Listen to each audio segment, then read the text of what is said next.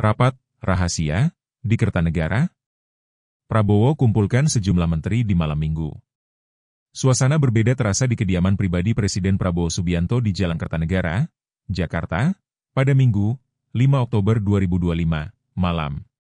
Sejumlah menteri kunci dari Kabinet Merah Putih dipanggil untuk mengikuti rapat terbatas yang berfokus pada program-program prioritas pemerintah, memicu pertanyaan publik mengenai urgensi pertemuan tersebut. Pertemuan ini digelar secara mendadak setelah pagi harinya Presiden menghadiri perayaan HUT ke-80 TNI. Menteri Sekretaris Negara, Mensesnek, Prasetyo Hadi, yang turut hadir, mengungkapkan bahwa agenda utama rapat adalah untuk mengevaluasi dan mengakselerasi program strategis seperti swasembada pangan dan ketahanan energi. Hari ini, Minggu 5 Oktober 2025, setelah tadi pagi kita merayakan hari ulang tahun TNI yang ke-80.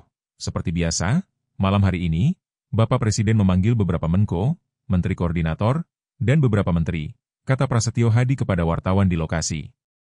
Menurut Prasetyo, rapat malam hari seperti ini merupakan kebiasaan Presiden Prabowo untuk memastikan semua program berjalan sesuai rencana dan untuk segera mencari solusi atas setiap kendala yang muncul di lapangan.